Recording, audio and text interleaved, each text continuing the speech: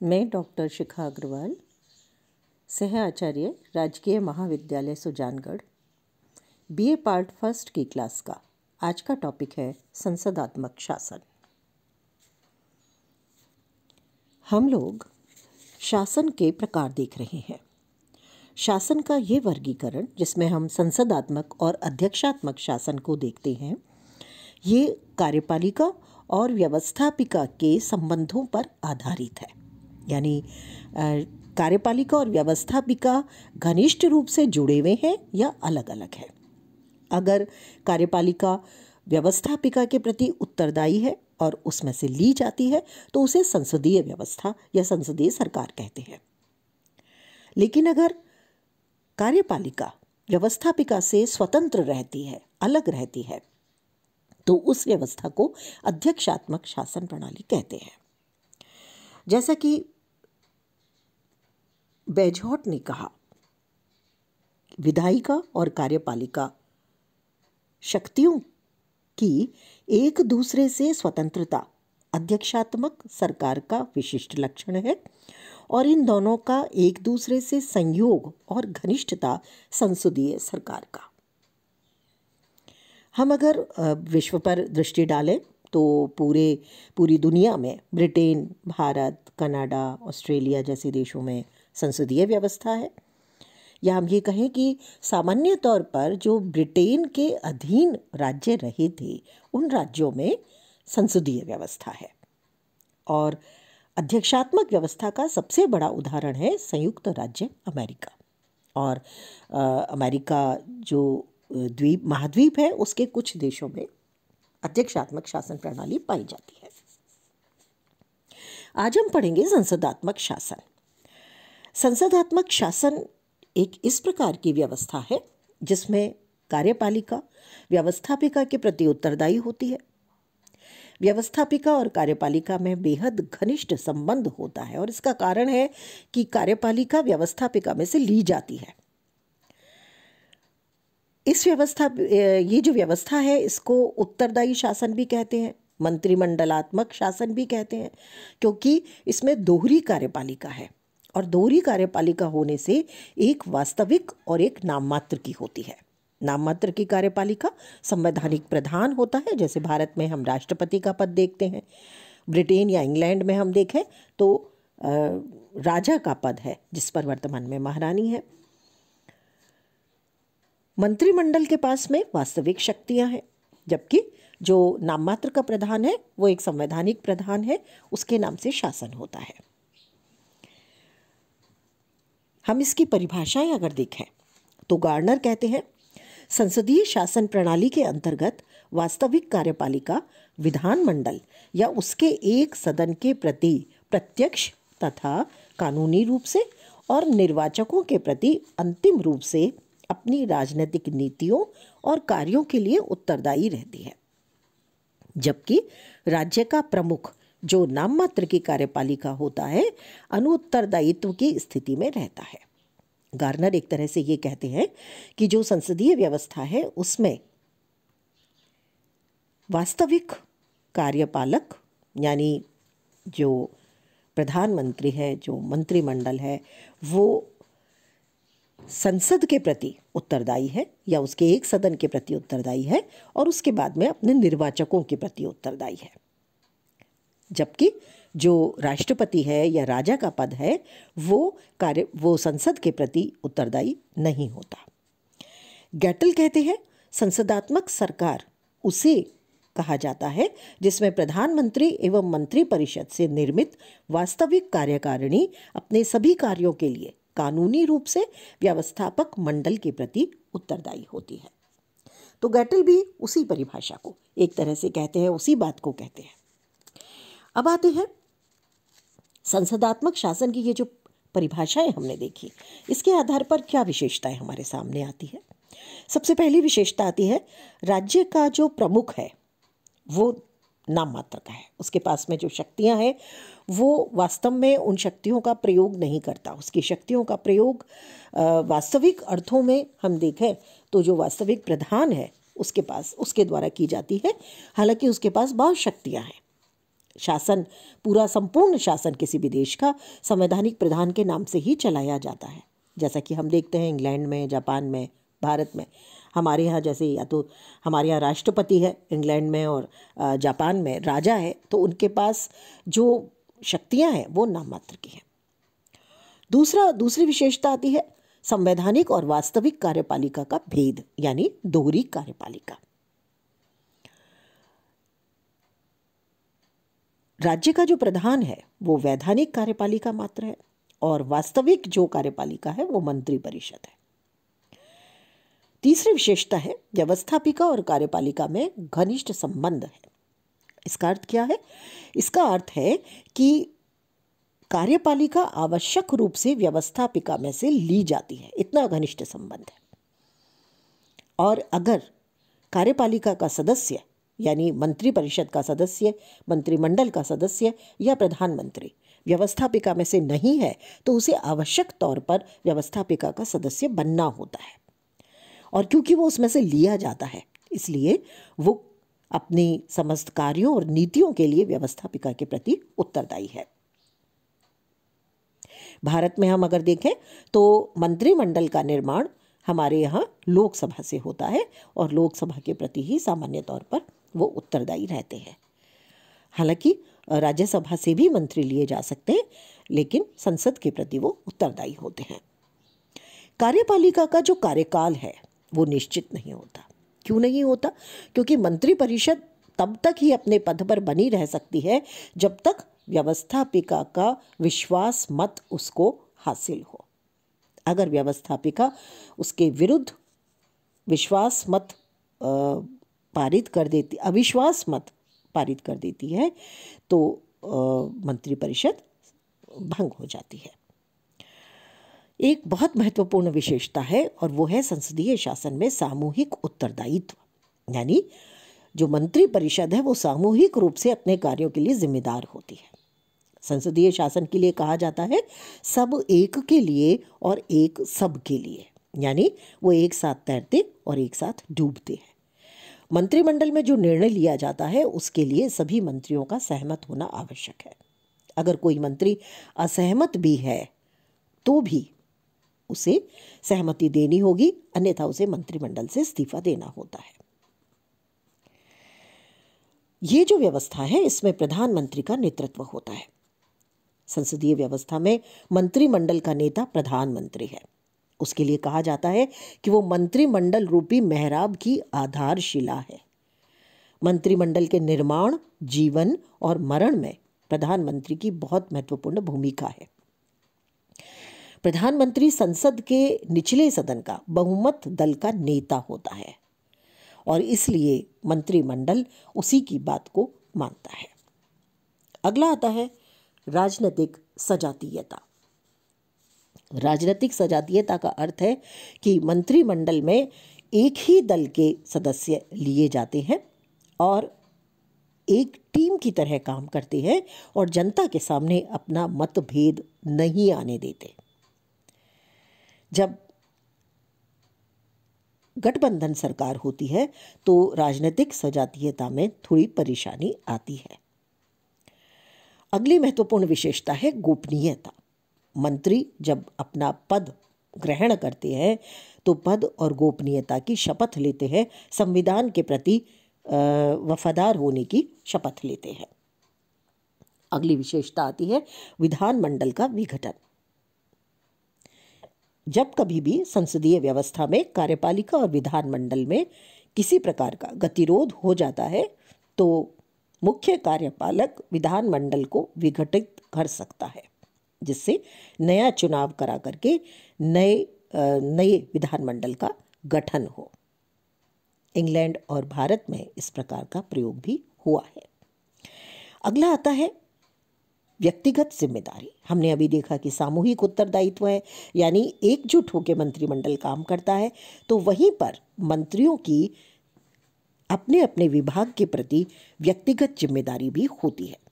संसद के माध्यम से उनके विभाग के संबंध में व्यक्तिगत प्रश्न पूछे जा सकते हैं, उनके विभाग की आलोचना की जा सकती है और उसके माध्यम से व्यक्तिगत रूप से मंत्रियों पर नियंत्रण लगाया जा सकता है और इस आधार पर ये भी देखने में आता है कि कई बार अपने विभाग की गलतियों के आधार पर मंत्रियों को इस्तीफे भी देने पड़े हैं।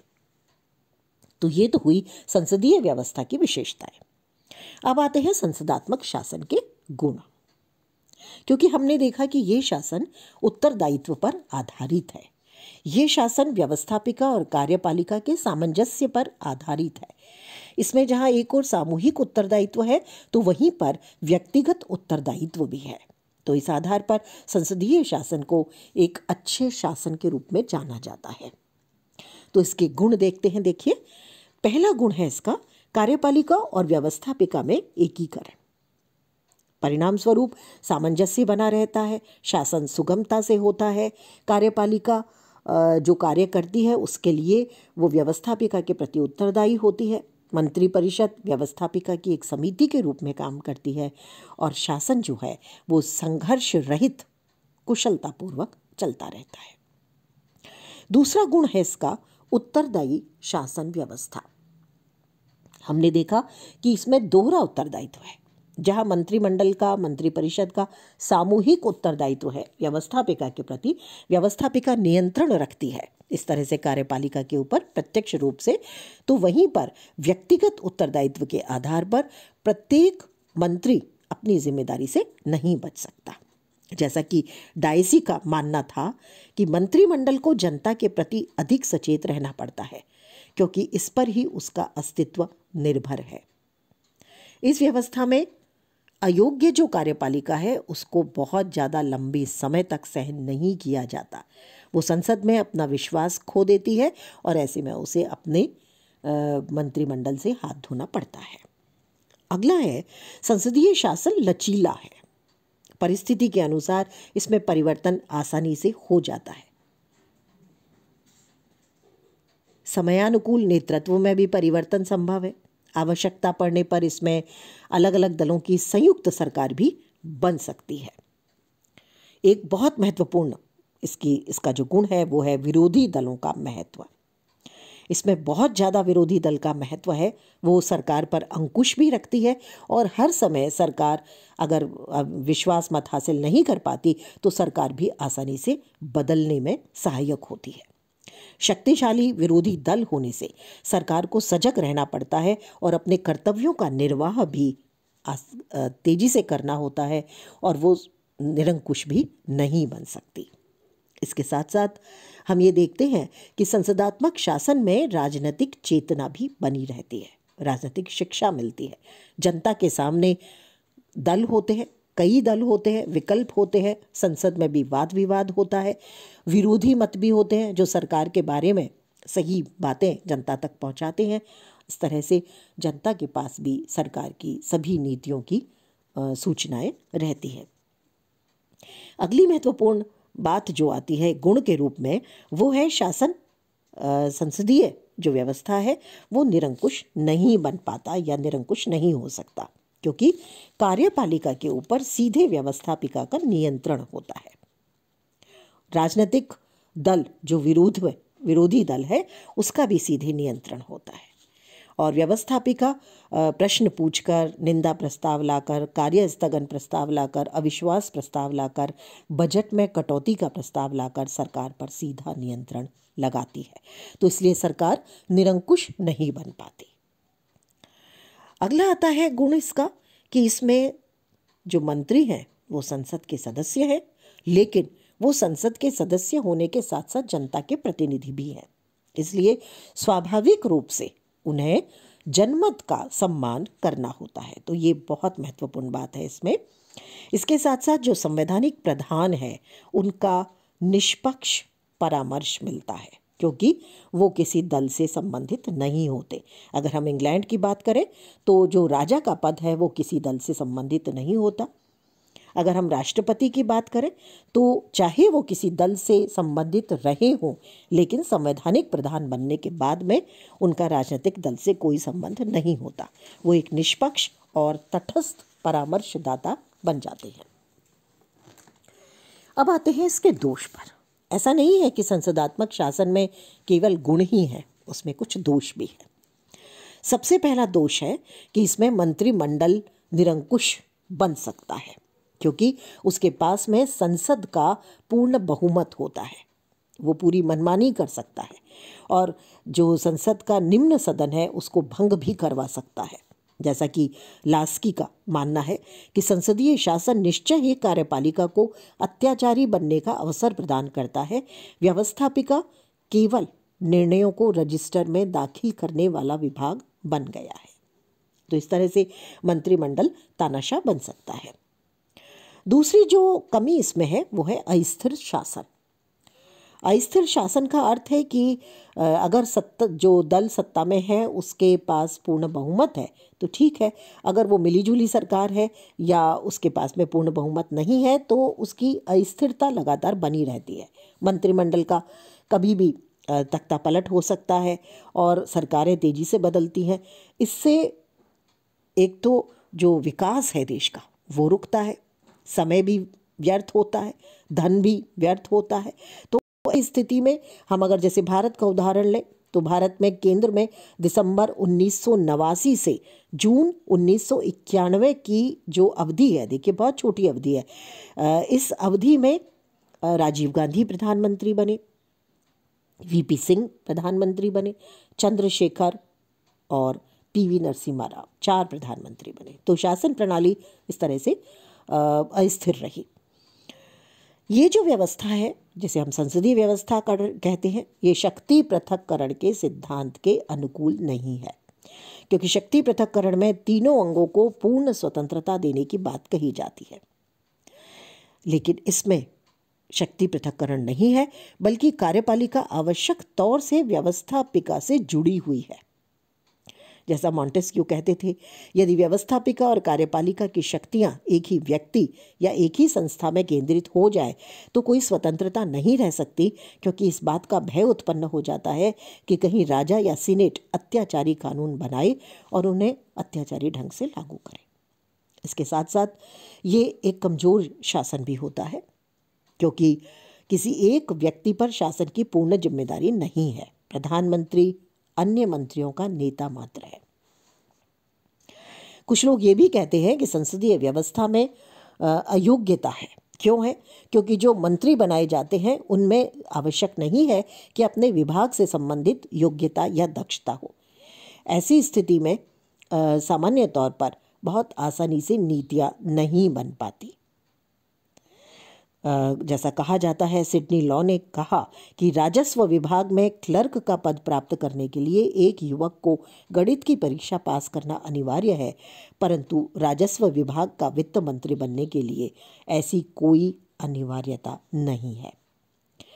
एक और कमी जो इसकी मानी जाती है वो है संकट काल के लिए ये शासन उपयुक्त तो नहीं है, क्योंकि संसदीय शासन में मंत्रिमंडल के सभी सदस्यों की राय को प्राप्त करने और उनके बीच एक मत होने में समय लग सकता है, जिससे परेशानी हो सकती है। और अगला है, क्योंकि मंत्रिमंडल में प्रशासनिक योग्यता नहीं है, इसलिए मंत्रियों के पास ऐसे विभाग होते हैं जिनका उन्हें कोई ज्ञान नहीं होता।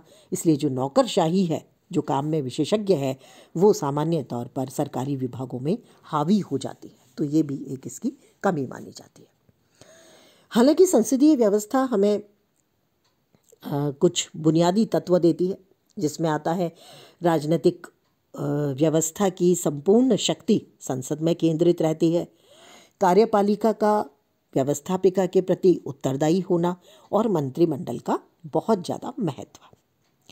ये हमें बुनियादी बात इसमें दिखाई दी। लेकिन इसके बावजूद भी सैद्धांतिक तौर पर हमने देखा कि जो दोहरी कार्यपालिका है उसमें काफ़ी हद तक कैबिनेट महत्वपूर्ण बनती जा रही है। संसद की संप्रभुता जो है वो उतनी महत्वपूर्ण नहीं बची है। और जो संवैधानिक प्रधान है उसको एक रबर स्टैंप मात्र कहा जा सकता है। प्रधानमंत्री आज बहुत ज़्यादा शक्तिशाली हो गए हैं और प्रधानमंत्री के शक्तिशाली हो जाने से संसदीय शासन प्रणाली को प्रधानमंत्री शासन प्रणाली कहा जाता है, क्योंकि जैसा हमने देखा कि प्रधानमंत्री संसदीय दल का नेता होता है। इसलिए सामान्य तौर पर मंत्री उसकी बात का विरोध नहीं करते और मंत्रिमंडल संसद की एक समिति की तरह कार्य करने लगता है। जैसा हम लोग देखते हैं, भारत में ऐसा कई बार हुआ है और मंत्रिमंडल उसी तरह से काम करता है जैसा कि प्रधानमंत्री चाहते हैं। तो ये स्थिति जो है, इसमें व्यवहार में हम देखते हैं संसद की शक्तियों का प्रयोग प्रधानमंत्री के माध्यम से किया जाता है। संसदीय शासन की सफलता की क्या शर्तें हैं, यानी किन देशों में संसदीय शासन सफल होता है? सबसे पहली बात है द्विदलीय व्यवस्था। द्विदलीय व्यवस्था जो है वो आवश्यक है, यानी 2 या 2 से अधिक दल इसमें होने चाहिए, तभी शासन व्यवस्था सफल होगी, क्योंकि सशक्त विरोधी दल होना आवश्यक है। दूसरा है समय समय पर, निश्चित समय पर जिसको हम कहें चुनाव होना, नियतकालिक चुनाव, क्योंकि संसदात्मक व्यवस्था उत्तरदायी शासन है और उत्तरदायी शासन तभी होगा जब जनता के प्रति उत्तरदायी उसे निश्चित समय पर चुनाव करके बनाया जाएगा। तीसरी आवश्यक शर्त है सुदृढ़ प्रतिपक्ष, यानी प्रतिपक्ष का सुदृढ़ होना बहुत जरूरी है, ताकि विरोधी दल एक वैकल्पिक नीति प्रस्तुत करे और सरकार पर नियंत्रण रखे। इसके साथ साथ संसदीय शासन में जो स्पीकर है, स्पीकर यानी अध्यक्ष है संसद का, जिसे हम निम्न सदन का अध्यक्ष कहते हैं, वो निष्पक्ष होना चाहिए, जिससे जो दोनों दलों के माध्यम से या सभी दलों के माध्यम से संसद में जो कार्यवाही होती है वो निष्पक्ष तरीके से हो सके। और इसके साथ साथ संसद की सर्वोच्चता भी आवश्यक है। संसद की सर्वोच्चता जितनी ब्रिटेन या इंग्लैंड में देखने को मिलती है उतनी अन्य देशों में नहीं है, क्योंकि जैसे भारत में लिखित संविधान है तो संविधान सर्वोच्च है, लेकिन क्योंकि ब्रिटेन में अलिखित संविधान है इसलिए वहाँ संसद सर्वोच्च है। लेकिन कार्यपालिका और न्यायपालिका की तुलना में संसद की सर्वोच्चता आवश्यक है। तो इस तरह से संसदात्मक व्यवस्था उत्तरदायित्व पर आधारित व्यवस्था है और काफ़ी हद तक जनमत को भी महत्व देती है और संसद को भी महत्व देती है और सुचारू रूप से व्यवस्था को संचालित करती है। आज के लिए इतना ही।